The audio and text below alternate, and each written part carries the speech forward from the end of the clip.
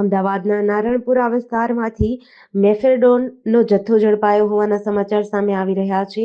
એસઓજીની ટીમે નારણપુરા જૈન દેરાસર નજીક એલિફન્ટા સોસાયટીના 14મા માળેથી 25.68 લાખનો ડ્રગ્સનો જથ્થો ઝડપી પાડ્યો છે.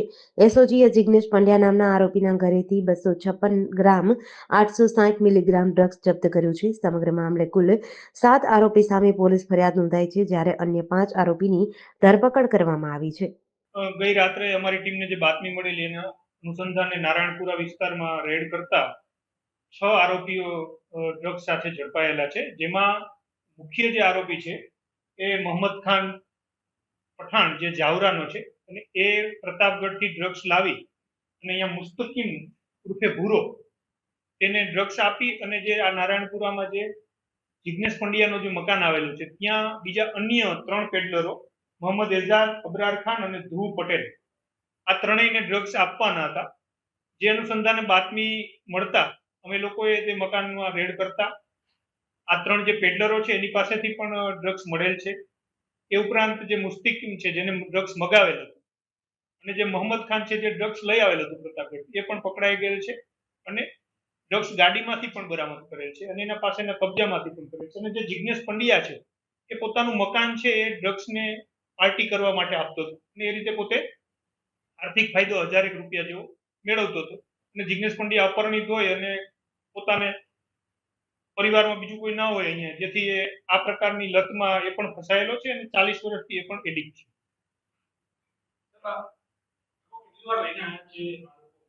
હાલ જે પ્રાથમિક પૂછપરછ છે એમાં 3 વખત અગાઉ આવી ગયા હોય એવું મળે છે.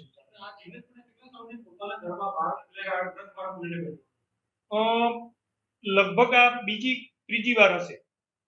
એને પહેલા એવું મને જે પ્રાથમિક પૂછપરછ છે એમાં જણાય છે કે ભાઈ પોતાના ઘરે મિત્રોને બોલાવી અને દારૂની પાર્ટી કે એવું કરતો હતો, પણ ડ્રગ્સની પાર્ટી કરી હોય એવી આ ત્રીજી વાર જોવા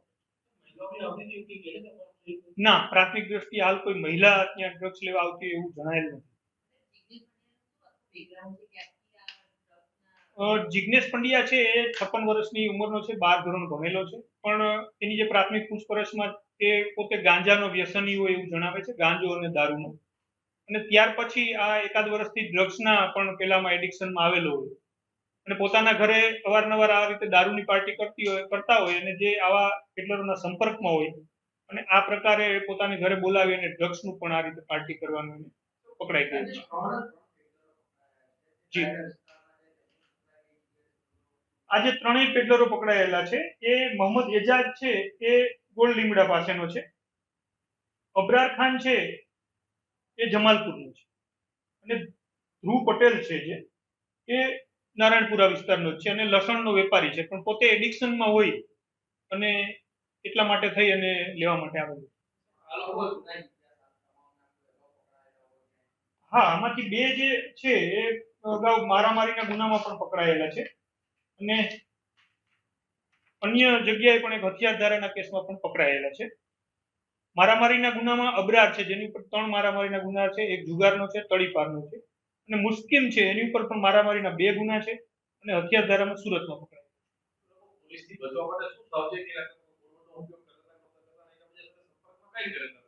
મોસ્ટ ઓફ આ લોકો વોટ્સએપ કોલનો ઉપયોગ કરતા હતા કે જેથી કરીને એને ટ્રેસ આઉટ ન કરી શકાય. અને બીજું જે માહિતી છે એ એન્ડ ટાઈમે આપતા હતા કે તમે અહીંયા મળો, અને ત્યાં મળે એટલે એક જ ગાડીમાં આ લોકો બધા ભેગા થઈ અને કોઈ જે નક્કી કરેલી જગ્યા છે ત્યાં જતા હોય છે.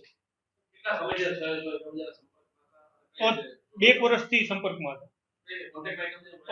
જે મોહમ્મદ ખાન છે જે મેઇન આરોપી જે આપણો ડ્રગ્સ પ્રતાપગઢથી લઈ આવેલ, એને કોઈ મેરેજ ફંક્શનમાં મુસ્કિમ મળેલો અને મુસ્કિમ ત્યારથી એના સંપર્કમાં અને આના પહેલા પણ 2-3 વખતે અહીંયા માલ દેવા માટે આવી ગયો એવું જણાય છે. જિગ્નેશ પંડ્યાને 1000 રૂપિયા મળતા એક વખત. હાલ તો એના મિત્રો જે એના પરિચિત છે એ જણાય છે પ્રાથમિક દ્રષ્ટિએ.